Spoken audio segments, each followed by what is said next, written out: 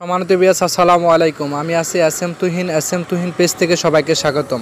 আজকের বিষয়টা হচ্ছে আপনাদের অনেকে টিকটক অ্যাকাউন্ট ইউজ করেন, ম্যাক্সিমাম মানুষই কিন্তু টিকটক বর্তমানে ইউজ করে।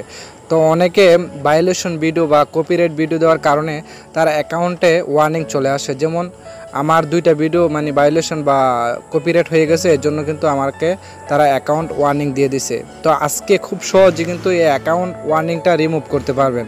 আপনি হাতে থাকা মোবাইলটা দিয়ে কারো কাছে যেতে হবে না। আর আপনার অ্যাকাউন্ট ওয়ার্নিং থাকা মানে কি যে কোনো মুহূর্তে কিন্তু আপনার আইডিটা ব্যান্ড হয়ে যেতে পারে।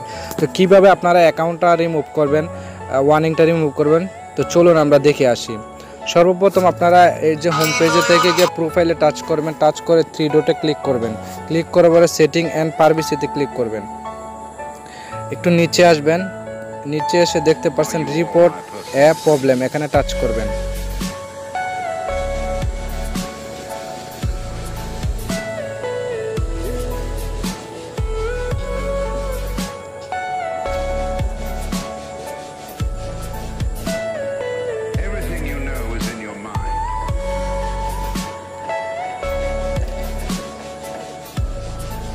এখানে আসার পর আপনারা দেখতে পাচ্ছেন অ্যাকাউন্ট রিকভারি সিকিউরিটি অ্যালার্ট। আপনারা নিচে চলে যাবেন, নিচে দেখতে পাচ্ছেন অ্যাকাউন্ট অ্যান্ড প্রোফাইল। আপনি যেহেতু অ্যাকাউন্ট অ্যান্ড প্রোফাইলে ওয়ার্নিং চলে আসছে, এখানে টাচ করবেন।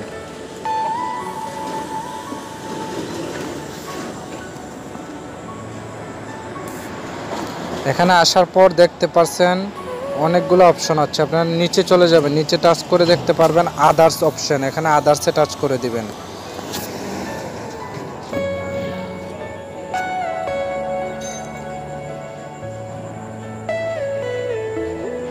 আদার্সে টাচ করে দেওয়ার পর একটা অপশন আছে ইজ ইউর প্রবলেমস রিসলভ। আপনারা এখানে নো করে দিবেন। নো করে দিয়ে আপনারা নিড মোর হেল্পের সাহায্য চাইবেন, তাদের সাহায্য চাওয়ার জন্য আপনাকে এখানে টাচ করতে হবে।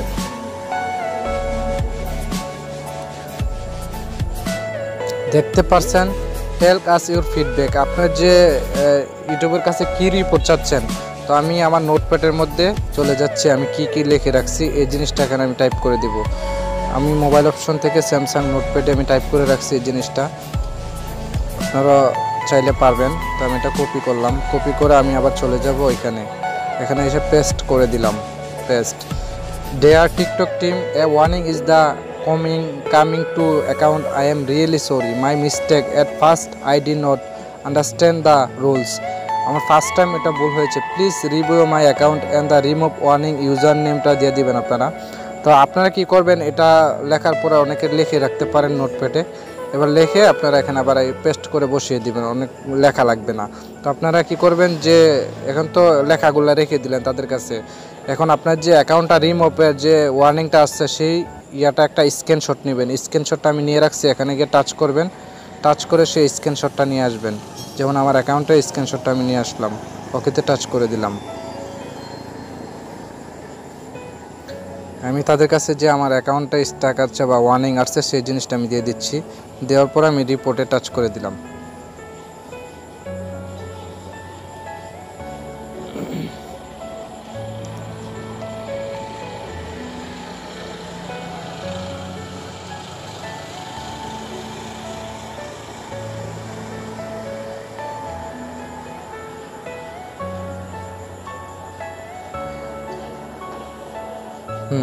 Feedback submit. তাদের কাছে আমার যে ফিডব্যাকটা সেটা সাবমিট হয়ে গেছে।